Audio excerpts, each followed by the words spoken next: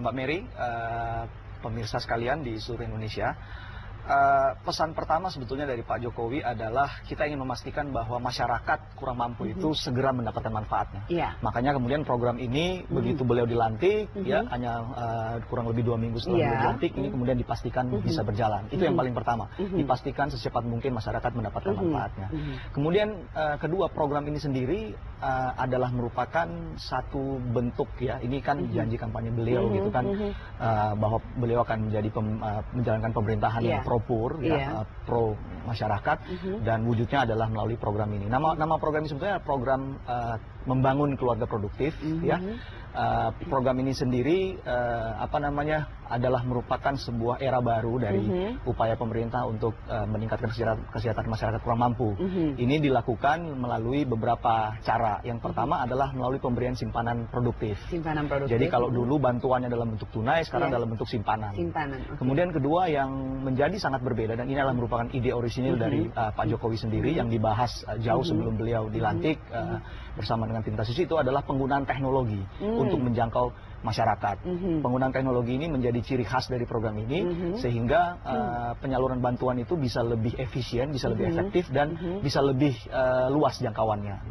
Kemudian berikutnya yang ketiga adalah memastikan bahwa anak-anak dari keluarga kurang mampu itu mereka harus tetap bersekolah, tidak boleh putus sekolah. Dan yang keempat adalah kemudian memastikan bahwa mereka mendapatkan, keluarga kurang mampu ini setiap individunya mendapatkan pelayanan kesehatan.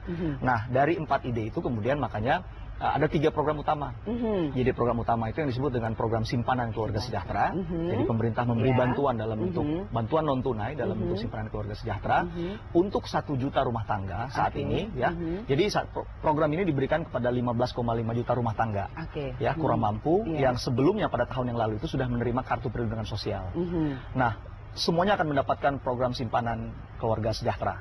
Persoalannya adalah khusus untuk 1 juta dulu, itu bentuk penyalurannya itu dalam bentuk layanan keuangan digital. Sementara 14,5 juta lainnya itu menggunakan simpanan Giropos lewat mekanisme Giropos. Jadi itu program yang pertama. Program yang kedua adalah program Indonesia Pintar, dan kemudian program Indonesia Sehat. Jadi kira-kira itu program keluarga produktif tadi. Yang jelas perbedaan paling mendasar sebetulnya adalah mekanismenya gitu kan. Karena kita tahu bahwa ide besar dari Pak Jokowi adalah kita ingin mendorong perubahan perilaku. Ya, tagline beliau kan revolusi mental. Jadi simpanan produktif ini adalah merupakan sarana, merupakan katalis untuk mendorong masyarakat untuk melakukan perubahan perilaku dari konsumtif ke produktif. Ya, saya kasih contoh aja. Pada waktu hari pertama pembagian pada tanggal 3 November kemarin, itu dari 5 lokasi kantor pos di Jakarta, wilayah Jakarta itu ada 25% masyarakat yang tidak mengambil seluruhnya simpanan tersebut. Jadi ada 25% yang menyisakan saldonya. Tetap menyimpan gitu ya. Gitu. Jadi artinya sebetulnya secara sistem ini bisa mendorong masyarakat untuk mengubah perilakunya. Kalau dulu pada waktu diberikan bantuan langsung sementara masyarakat tahun 2013, pemerintah memberikan bantuan tunai. Secara langsung mereka harus menggunakan. Jadi karena dia tunai sifatnya, maka semuanya seluruh dana itu diambil semuanya. Sehingga masyarakat tidak diberi kesempatan untuk memutuskan kapan dia akan mengambil semuanya, kapan dia akan menyisakan dan seterusnya. Tapi lewat sistem ini langsung Pak Jokowi sebenarnya mengajarkan kita untuk tetap menabung. Itu hal yang sangat penting, dan sebetulnya kan ini juga adalah merupakan bagian dari upaya untuk yang selalu kita sebut sebagai inklusi keuangan, ya financial inclusion gitu kan. Nah, makanya kemudian idenya menggunakan layanan keuangan digital. Itu yang pertama. Kemudian berikutnya untuk Indonesia Pintar dan Indonesia Sehat sebetulnya. Ide sekarang ini sebetulnya adalah sebuah upaya untuk membangun sistem dan mendorong akses yang mudah. Ya, kita tahu bahwa sebetulnya masyarakat kurang mampu ini banyak anak usia sekolah yang sebetulnya berhak mendapatkan program bantuan siswa miskin, ya, program bantuan siswa miskin, tapi mereka tidak datang ke sekolah. Ya, karena satu, kadang-kadang mereka tidak menyadari bahwa mereka berhak. Ya, makanya kemudian dengan diberikannya mereka kartu seperti ini, kartu Indonesia Pintar buat anak sekolah, anak usia sekolah yang berasal dari keluarga kurang mampu, mereka menyadari haknya. Sehingga diharapkan mereka mau kembali ke sekolah buat yang sudah putus sekolah, dan kemudian mereka yang belum mendapatkan manfaatnya, mereka juga mau mendapatkan bisa mendapatkan manfaatnya. Demikian pula dengan kartu Indonesia Sehat. Jadi ide dasarnya sebetulnya adalah menciptakan akses yang lebih baik dulu. Karena sebetulnya sekarang ini ada 86,4 juta individu ya kurang mampu itu kan sebenarnya berhak, berhak untuk otomatis menjadi peserta BPJS Kesehatan. Tetapi banyak di antara mereka yang tidak menerima kartu, ya, banyak di antara mereka yang tidak tahu bahwa mereka punya hak. Jadi dengan diberikannya kartu ini sebetulnya ini mendorong akses tadi. Jadi ketika mereka punya kartu, mereka yakin bahwa mereka punya akses, punya hak untuk mendapatkan manfaat layanan kesehatan gitu. Jadi pada saat ini kira-kira seperti saya kira sosialisasi itu penting banget. Makanya kenapa kita perlu ada di sini gitu ya. Makanya kita dibantu oleh TVRI untuk menyebarluaskan kepada masyarakat bahwa mereka punya hak. Akan tetapi sebetulnya Indonesia luas sekali gitu ya. Kemudian berikutnya tidak semua punya akses terhadap TV, tidak semua punya akses terhadap radio. Jadi makanya kemudian upaya sosialisasi langsung kepada masyarakat. Kemudian kalau kita menyebutnya direct outreach ya. Kami sendiri di TNP 2K mengembangkan model sosialisasi itu di kurang lebih sekitar 2.500-2.600 desa gitu kan. Kita datangi kantor lurahnya, datangi kantor desanya, kita tempatkan posternya. PT Pos sendiri khusus untuk program ini itu menyebarkan undangan ya dan materi sosialisasi ke lebih dari 1 juta rumah tangga ya yang menerima kartu keluarga sejahtera itu. Jadi ini adalah bentuk-bentuk yang dilakukan. Tentu saja tidak hanya ini gitu kan. Nah, perlu dilakukan. Dukungan dari pemerintah daerah juga sangat diperlukan untuk menyampaikan informasi kepada masyarakat dan lain-lain. Tapi ingat bahwa tidak ada informasi yang bisa dengan cepat bisa sampai ya. Ini selalu butuh waktu ya karena ini proses. Karena kalau idenya pemerintahan Jokowi JK kan ini tidak hanya sekedar menggulirkan program, tapi bagaimana program ini bisa mendorong perubahan perilaku. Ya, dan yang paling penting sebetulnya perubahan perilaku. Program ini adalah katalis untuk mendorong perubahan perilaku. Karena kita tidak mungkin jadi lebih baik kalau tidak ada perubahan perilaku tadi, gitu kan. Dan perubahan perilaku selalu butuh waktu, ya selalu butuh waktu. Dan mudah-mudahan dengan pemerintahan Pak Jokowi JK ini bisa lebih dipercepat. Oke, baik.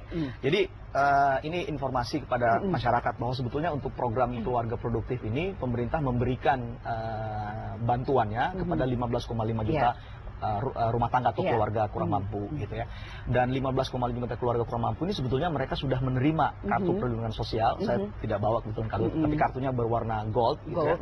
Yang hasil analisis kita, hasil studi kita menunjukkan bahwa lebih dari 85% itu masih memegang kartu itu ya. Mereka yang 15% tidak memegang kartu itu jangan khawatir karena mereka cukup membawa surat keterangan dari kantor lurah dan mereka datang ke kantor pos dan mereka akan dilayani gitu. Jadi sebetulnya tidak ada masalah. Jadi buat mereka yang sudah memiliki kartu perlindungan sosial ya mereka akan mendapatkan manfaat program ini khusus untuk 1 juta dari di 19 kabupaten kota ya mereka akan diberikan diganti kartunya dengan kartu keluarga sejahtera ya kemudian disertai dengan pemberian SIM card. Ya, SIM card itu tambahannya adalah SIM card ya. SIM card ini kenapa diberikan SIM card? Karena untuk yang 1 juta dari 15,5 juta itu akan menggunakan layanan keuangan digital. Jadi menggunakan handphone. Ya sekali lagi juga nggak perlu khawatir kalau tidak punya handphone. Meskipun studi kita menunjukkan bahwa 7 dari 10 masyarakat kurang mampu itu memiliki handphone. Ya, itu secara di kota-kota besar. Secara nasional 5 dari 10 itu memiliki handphone. Tapi kalaupun tidak memiliki handphone itu petugas di kantor pos nanti akan membantu untuk memberikan meminjamkan handphone untuk itu ya. Kemudian berikutnya selain kartu keluarga sejahtera yang sifatnya berbasis keluarga, akan diberikan kartu Indonesia Pintar yang melekat pada individu siswa. Jadi kalau individunya ya. Individu siswa. Jadi kalau misalnya katakanlah keluarga itu memiliki 3 anak usia sekolah, maka 3-tiganya akan mendapatkan kartu Indonesia Pintar. Kemudian bersamaan dengan itu juga akan diberikan kartu Indonesia Sehat. Ya.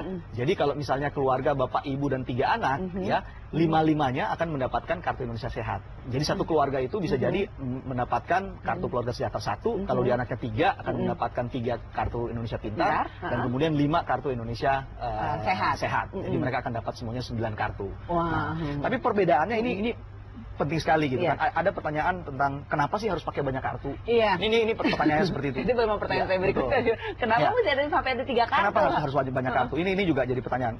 Bukankah ini pemborosan? Ya, apakah ada biaya tersendiri berarti Pak? Betul. Sebetulnya gini.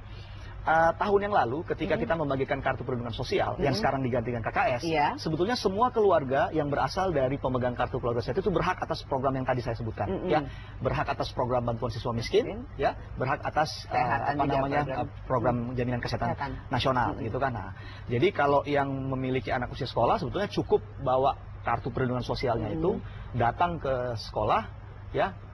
tunjukkan bukan akte kelahiran, tunjukkan kartu keluarga, membuktikan bahwa anak itu adalah merupakan anak yang berasal dari keluarga pemegang kartu perlindungan sosial itu, dia akan didaftarkan oleh sekolah untuk menjadi penerima manfaat bantuan siswa miskin. Ya.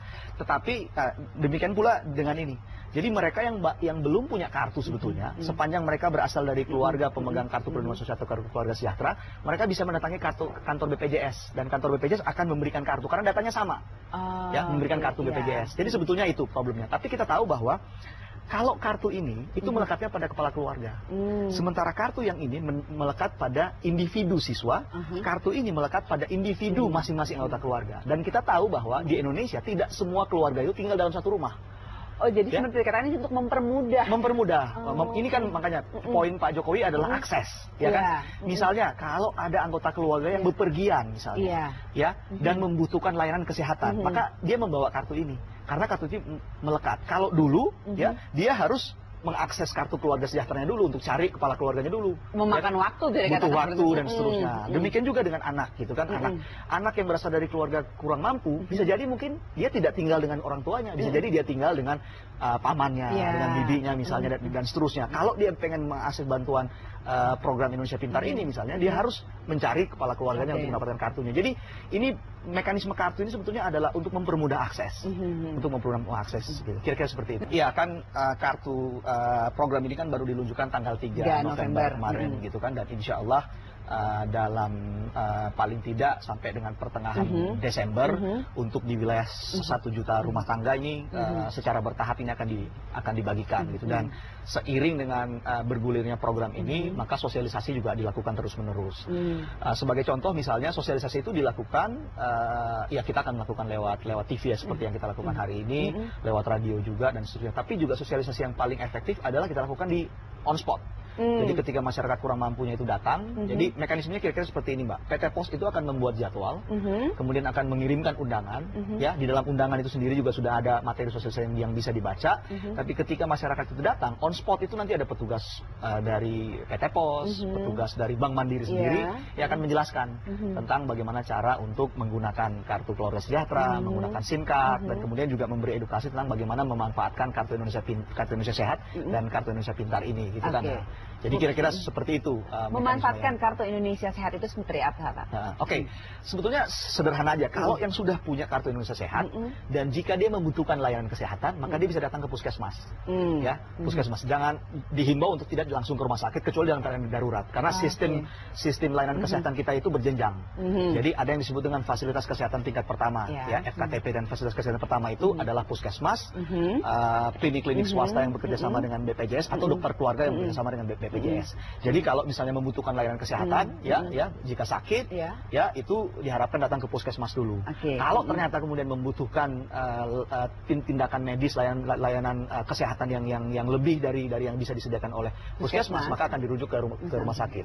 Tapi dalam keadaan darurat bisa datang ke rumah sakit dalam keadaan darurat. Dan caranya mudah, hanya dengan menunjukkan kartu Indonesia Sehat, atau kalau yang belum menerima kartu Indonesia Sehat, ya cukup menunjukkan kartu BPJS Kesehatan, kartu Jamkesmas, atau kartu-kartu yang sekarang sudah diberikan. Gitu. Berarti memang yang sudah memiliki atau sudah mengikuti program dari pemerintah terlebih dahulu memang secara langsung sudah akan terdaftar, gitu ya? Secara langsung. Jadi yang mereka yang individu yang berasal dari keluarga kurang mampu, 86,4 juta itu tadi, itu sudah otomatis terdaftar. Jadi sebetulnya nama mereka sudah ada di database BPJS Kesehatan. Tinggal penukaran kartu seperti itu, Pak? Iya, kurang lebih seperti itu. Ada sesuatu yang saya mungkin lupa sampaikan. Perbedaan juga dibandingkan dengan program yang sebelumnya adalah perluasan. Jadi insya Allah nanti di 2015 ketika pemerintahan Jokowi JK, tentu karena APBN 2014 ini kan adalah APBN yang masih ditetapkan oleh pemerintahan yang lama, gitu kan. Pemerintahan baru itu baru bisa melakukan perubahan untuk APBN 2015. Nah, akan tetapi khusus untuk tahun 2014 ini itu ada penambahan dari PMKS, penyandang masalah kesehatan sosial, mereka yang di panti, mereka yang gelandangan, dan seterusnya gitu. Nah, itu sudah disiapkan datanya oleh Kementerian Sosial, dan secara bertahap mereka akan di scale up. Jadi ada kurang lebih sekitar 1,7 PMKS itu.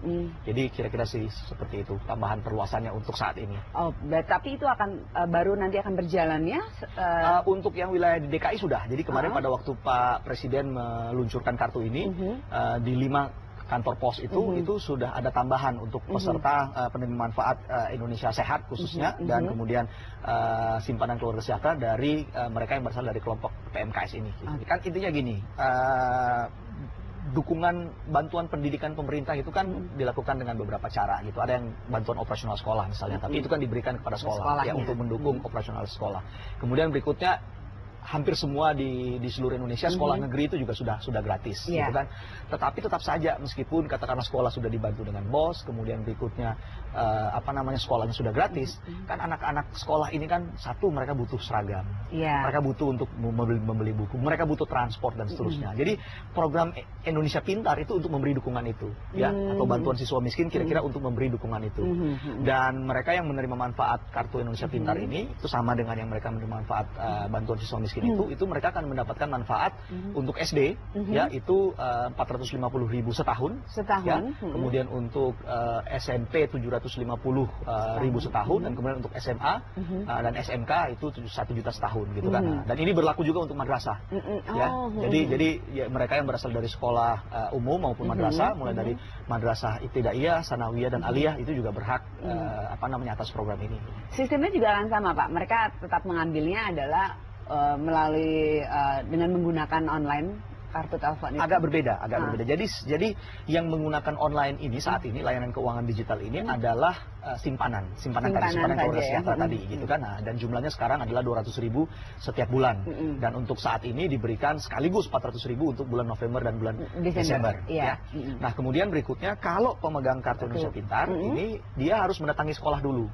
Jadi sekolah terdaftar. Jadi kalau misalnya anak sekolah itu terdaftar di sekolah A misalnya, dia datang membawa kartu ini, dia datang ke sekolah, kemudian akan didaftarkan oleh sekolah. Kemudian berikutnya oleh sekolah ini akan secara berjenjang sampai kemudian ke Menteri Pendidikan. Menteri Pendidikan akan mengeluarkan Mendikbud ya, akan mengeluarkan SK, dan kemudian nanti melalui sekolah akan diberitahu. Ya, akan disalurkan lewat mana dan kapan jadwal penyalurannya. Oke, baik. Dan itu usianya adalah seluruh usia sekolah. Jadi sepanjang dia anak usia sekolah dari SD, SMP, SMA ya, madrasah ibtidaiyah, sanawiyah atau aliyah ya, ataupun SMK itu semuanya berhak. Berapapun jumlah anaknya. Jadi sepanjang dia berasal dari keluarga pemegang kartu keluarga sejahtera atau ke kartu perlindungan sosial. Tapi kalau berbicara tentang dengan menggunakan, berarti kan nomor mendapatkan nomor kartu telepon itu sama juga dengan sudah nomor rekening ya, Pak ya? Oke. Saya mungkin perlu jelaskan. Jadi program khusus untuk yang simpanan keluarga sejahtera tadi ya. Jadi ini diberikan kepada 15,5 juta ya. Jadi untuk tahap awal memang diberikan model layanan keuangan digital itu untuk 1 juta keluarga di 19 kabupaten kota ya. Sisanya 14,5 juta itu menggunakan kartu perlindungan sosial ya. Jadi kalau yang 14,5 lebih mudah sebetulnya prosedurnya. Mereka hanya perlu membawa kartu perlindungan sosial dan mereka akan dapat dalam bentuk simpanan giro. Bentuknya simpanan juga ya, bentuknya simpanan juga. Jadi karena ini simpanan, mereka bisa memutuskan apakah ngambil semua atau sebagian atau disimpan. Itu yang 14,5 juta. Tapi untuk yang 1 juta ini ya, mereka otomatis akan dibukakan rekening. Ya, secara otomatis dibukakan rekening ya, saat ini masih menggunakan rekening yang Bank Mandiri. Dan kemudian penyalurannya melalui layanan keuangan digital, makanya kemudian dikasih SIM card tadi. Jadi SIM card itu ada nomor teleponnya di situ, kemudian nomor telepon itu juga berfungsi sekaligus sebagai nomor rekening. Nomor rekening. Jadi makanya buat masyarakat yang menerima SIM card itu tadi itu harus disimpan.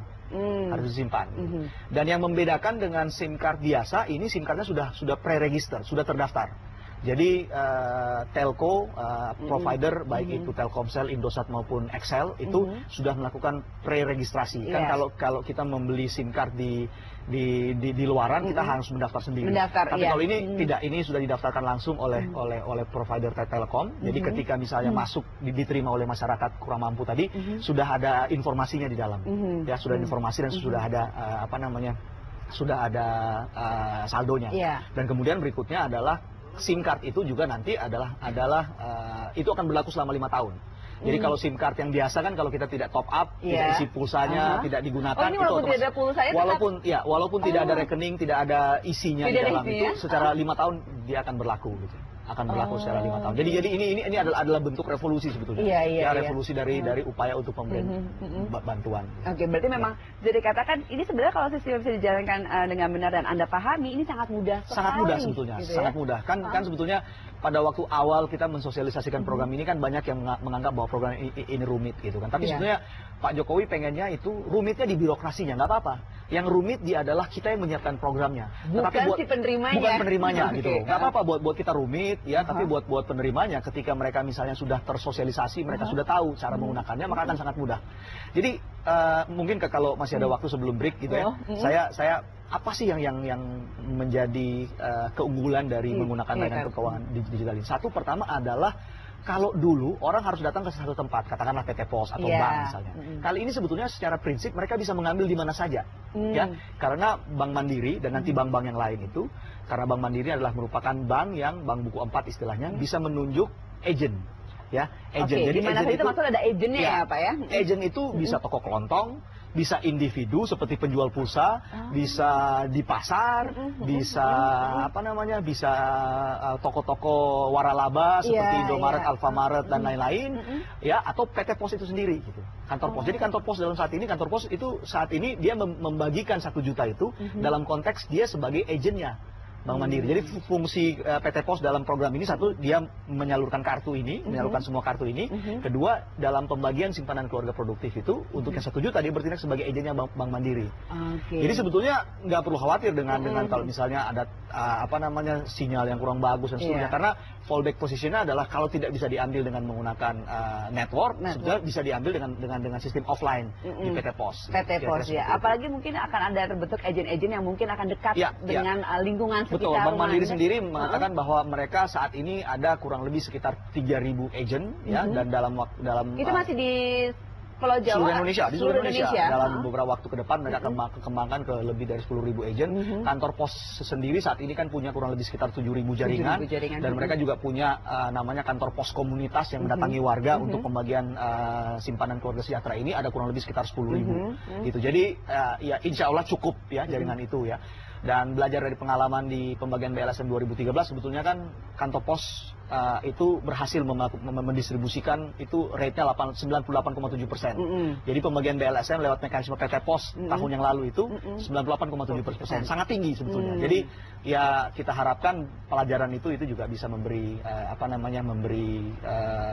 ya program ini tahun ini bisa lebih efektif. Tidak Mbak, jadi seperti yang saya sampaikan tadi gitu kan, bahwa sebetulnya manfaat program ini diberikan kepada 15,5 juta ya, bahwa yang 1 juta secara bertahap semua ini akan mendapatkan kartu-kartu yang kita sebutkan tadi. Tetapi untuk saat ini ya di tahun 2014 ini itu baru 1 juta dulu yang datang. Tetapi buat yang 14,5 juta di luar tadi 19 kabupaten kota itu sebetulnya secara prinsip masih mendapatkan manfaat yang sama. Manfaatnya sama loh. Manfaatnya tapi belum dapat SIM card-nya. Betul, belum dapat SIM card. Tetapi dengan kartu yang lama, kartu perlindungan sosial yang lama, yang kartu yang berwarna emas itu bisa mendatangi kantor pos dan akan mendapatkan simpanan dalam bentuk giro pos. Nah, prinsipnya sama persis ya. Cuma memang ambilnya di kantor pos. Kemudian berikutnya yang untuk mendapatkan program bantuan siswa miskin tadi yang sama dengan kartu program Indonesia Pintar, itu bisa mendatangi sekolah, didaftarkan di sekolah. Sementara untuk mendapatkan jalanan kesehatan ya, bisa datang ke kantor BPJS Kesehatan dan nanti akan dikasih kartu oleh BPJS Kesehatan karena datanya sama gitu. Tapi yang pasti dan kartu itu bisa digunakan untuk mendapatkan layanan kesehatan. Tapi yang pasti mereka nantinya gitu ya di 14 juta 14,5 sisanya akan mendapatkan kartu yang secara sama bertahap ya. Secara bertahap. Baik, jadi sebetulnya kalau tadi Pak Suratman ya, kalau Pak Suratman berasal dari keluarga penerima KPS, itu anaknya berhak. Ya, anak usia sekolahnya berhak. Walaupun belum terdaftar anaknya. Sudah otomatis terdaftar. Memang harus didaftarkan. Jadi di kartu KPS itu ya sama seperti kartu keluarga sejahtera juga itu memang dicantumkan di situ itu hanya salah satu anggota keluarga. Jadi ada nama kepala keluarga, nama pasangan kepala keluarga dan nama salah satu anggota. Jadi salah satu, memang tidak semuanya ditulis di situ. Dan nah buat yang namanya tidak tertulis di sini, sebetulnya ditulis salah satu itu kan bukan berarti bahwa dia terdaftar atau tidak terdaftar, tapi lebih pada untuk pengecekan. Ya, karena kalau di daerah itu kan nama sama tuh banyak. Boleh Pak mungkin ditunjukin kartunya ke kamera. Oke, kira-kira seperti ini ya. bagian belakangnya kurang lebih hampir sama, Iya. ya. Baik itu kartu perlindungan sosial maupun kartu keluarga saya sama. Jadi ada nama kepala rumah tangga, nama pasangan rumah tangga, nama salah satu. Oh, hanya salah satu ya? Yang ditulis.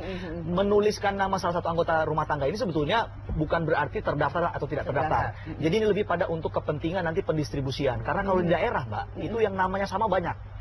Ya, kalau di daerah misalnya daerah daerah Jawa Barat misalnya yang namanya Endang tuh banyak sekali. Yang Endang yang istrinya Siti misalnya itu banyak gitu. Tapi untuk membedakan Endang yang istrinya Siti, anaknya siapa, itu memudahkan untuk proses distribusi. Betul. Ya? Jadi kalau saja nama kepala rumah tangga sama, nama pasangannya sama dan seterusnya. Jadi prinsipnya lebih pada itu, tapi tidak menunjukkan bahwa anak itu terdaftar tidak terdaftar.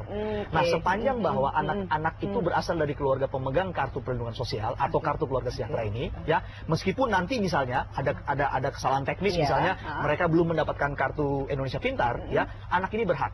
Ya, jadi caranya adalah membawa kartu perlindungan sosial tadi yang warna emas atau kartu keluarga sejahtera ini datang ke sekolah, ya, kemudian bawa kartu keluarga untuk membuktikan bahwa anak ini memang berasal dari keluarga kurang mampu tadi, maka sekolah akan mendaftarkan, sekolah wajib mendaftarkan, ya, sekolah wajib mendaftarkan. Cuma memang kemudian setelah didaftarkan oleh sekolah ada mekanisme tuh. Ya, akan disampaikan kemudian ke Kementerian Pendidikan, dan kemudian Kementerian Pendidikan dan Kebudayaan akan membuat SK untuk melakukan penyaluran, gitu kan. Nah, jadi sebetulnya tidak ada masalah meskipun belum menerima kartu Indonesia Pintar, ya, tapi sepanjang anak itu adalah anak yang berasal dari keluarga pemegang KPS, kartu perlindungan sosial atau pemegang KKS, dia berhak. Dia berhak, ya. Dia berhak. Gitu. Jadi saat ini sebetulnya memang program ini diberikan kepada 15,5 juta keluarga, ya, yang sudah mendapatkan kartu perlindungan sosial. Itu memang kartu perlindungan sosial ini tahun lalu itu diberikan kepada 15,5 juta itu adalah kurang lebih sekitar 25% dari 25% masyarakat dengan status sosial ekonomi terendah. Kenapa diberikan dengan batas 25%? Itu sebetulnya adalah kesepakatan antara pemerintah dan DPR pada waktu itu, ya, bahwa nanti di tahun 2015 misalnya pemerintah misalnya ingin meningkatkan dari 15,5 juta tadi atau dari 25% naik menjadi 30% dan seterusnya, itu nanti tentu harus atas persetujuan DPR.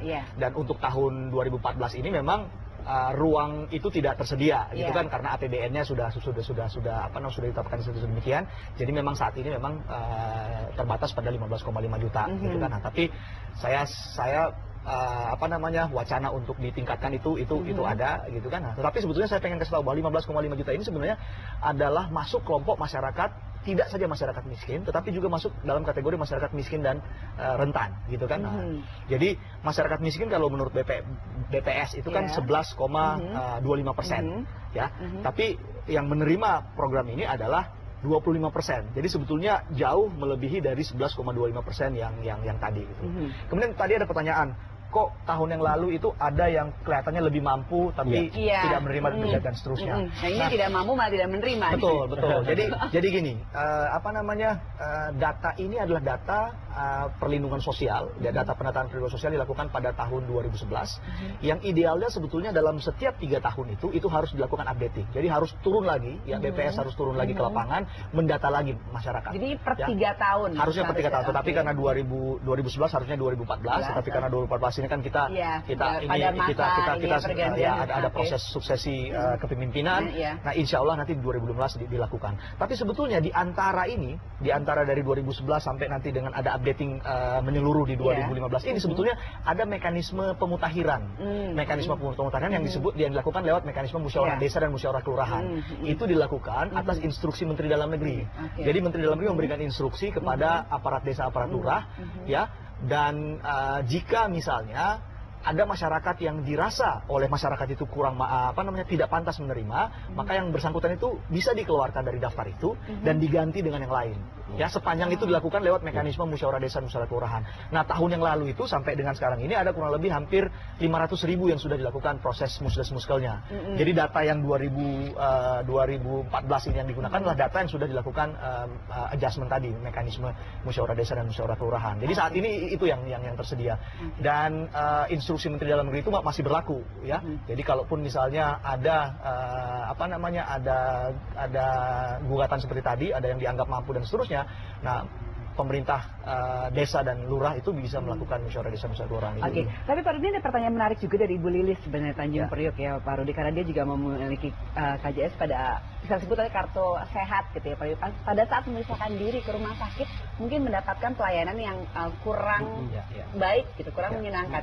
Sebenarnya gitu, ada tidak sih badan yang untuk masyarakat melaporkan, gitu, mesti kemana nih gitu? Ya, sebetulnya gini, kalau itu terkait dengan layanan yang menggunakan BPJS Kesehatan itu kan kalau nggak salah 500-600 Pak ya, kalau nggak salah 500-600 itu bisa ditelepon ke situ dan seterusnya. Nah sekali lagi ini yang saya sampaikan, itulah makanya kenapa kartu ini ada gitu kan. Jadi kartu ini sebetulnya nanti secara bertahap akan diberikan kepada seluruh kepada seluruh masyarakat yang mendapat yang menjadi anggota BPJS yang mendapat pelayanan kesehatan yang dikelola oleh BPJS Kesehatan. Jadi nantinya siapapun yang memegang kartu ini itu harusnya tidak dibedakan apakah dia masyarakat kurang mampu atau masyarakat mampu. Karena apa? Karena masyarakat kurang mampu itu membayar iuran yang sama dengan masyarakat yang lain. Yang dibedakan adalah kelasnya memang. Kan kita ada 3 kelas sekarang. Kalau untuk yang PBI ini memang itu adalah kelas 3. Jadi kelas 3-nya PBI yang dibayarkan oleh pemerintah dengan kelas 3 yang mendaftar sendiri secara sukarela itu manfaatnya sama. Tidak boleh dibedakan. Kira-kira seperti itu idenya. Jadi memang ide Pak Jokowi adalah sistem kartu ini adalah tadi aksesabilitas. Sama kemudian standarisasi bahwa orang nanti tidak melihat lagi bahwa Anda itu adalah berasal dari keluarga kurang mampu atau tidak gitu. Sepanjang Anda bisa menunjukkan kartu ini, maka Anda belong to pelayanan kesehatan yang sesuai dengan standar yang diberikan. Jadi kalau kelas 3 ya layanan kelas 3 dan seterusnya gitu. Oke, baik, berarti memang harus mungkin buat Ibu Lilis untuk menunggu dan bersabar ya Pak Rudi untuk mendapat kartu Indonesia Sehat ini. Ini mungkin perlu dicek dulu gitu kan, bersekolahnya di mana kan, karena sepengetahuan kami bahwa hampir semua sekolah negeri itu sekarang udah gratis sekolah gratis. Jadi sebetulnya tidak ada lagi biaya SPP dan lain-lain gitu kan. Tetapi mungkin di luar itu misalnya mungkin untuk buku dan seterusnya itu memang kadang-kadang masih ada gitu kan, harus membeli buku dan lain-lain. Jadi itu dulu yang mesti dipastikan. Tapi sebetulnya gini, kalau misalnya masyarakat itu adalah merupakan anggota rumah tangga yang berasal dari keluarga pemegang KPS, sebetulnya dia berhak. Jadi dia bisa daftarkan sebetulnya. Jadi hanya dengan menunjukkan KPS itu. Mungkin belum tahu Pak, bagaimana haknya dia. Betul. Nah, itulah sekali lagi sebabnya kenapa visi Pak Jokowi itu adalah memberikan kartu gitu. Karena sebetulnya masyarakat itu sebetulnya sudah berhak. Mereka sudah entitled terhadap program ini. Tetapi karena kartunya diberikan kepada kepala keluarga barangkali mungkin belum terinformasikan bahwa ternyata anaknya pun berhak untuk mendapat itu. Makanya kemudian kenapa perlu didorong dengan kartu. Jadi kartu ini memastikan aksesabilitas gitu. Jadi dengan kartu ini orang menyadari haknya. Dengan dia menyadari haknya, maka kemudian dia bisa mendapatkan layanan pendidikan ataupun layanan kesehatan. Jadi memang sekali lagi seperti yang disampaikan Pak Jokowi pada saat peluncuran bahwa kartu ini adalah tahap awal, adalah untuk memastikan akses. Itu mengapa sebabnya dikeluncurkanlah beberapa kartu, bukan hanya satu kartu. Betul. Bahwa setelah itu memang pemerintah berkomitmen untuk memperbaiki layanan pendidikannya, sekolahnya ditambah dan seterusnya. Kemudian berikutnya layanan kesehatannya, puskesmas diperbaiki, rumah sakitnya perbaiki dan seterusnya. Itu dari sisi layanannya, dari sisi supply side. Tapi dari sisi demand side-nya itu masyarakat harus paham dulu bahwa mereka sebetulnya punya hak gitu. Tapi tentunya dia orang-orang yang memiliki hak yang kurang mampu gitu. Jangan yang mampu pun yang memanfaatkan ini. Pak Rudi, mungkin terakhir ada harapannya? Ya, saya kira kita harapkan dukungan dari semua pihak terhadap program ini. Policy bisa didebat, kebijakan itu bisa didebat. Kebijakan itu tidak ada yang 100% sempurna, Tetapi sebetulnya yang perlu kita lihat sekarang ini adalah intention, main intention yang diberikan oleh pemerintahan Jokowi JK itu untuk secepat mungkin memastikan bahwa masyarakat mendapatkan manfaat dan memperluas akses. Nah, ini saya kira kita perlu hargai sama-sama dan kemudian kita jaga sama-sama, kita bantu untuk sebarluaskan informasi ini. Kalau kita paham, kita sebarluaskan ke masyarakat sehingga kemudian lambat laun semua bisa memahami. Ini adalah upaya untuk mendorong perubahan perilaku. Seperti yang saya bilang di awal tadi. Ini adalah sebuah katalis untuk mendorong perubahan perilaku dari yang tadinya konsumtif ke produktif. Saya juga bilang tadi bahwa ternyata dengan sistem ini, Pak, pada hari pertama itu 25% tidak mengambil semuanya. Jadi sebetulnya dengan sistem ini masyarakat sudah didorong untuk bisa menabung. Benar. Jadi tidak konsumtif lagi, tidak seluruh uangnya dihabiskan.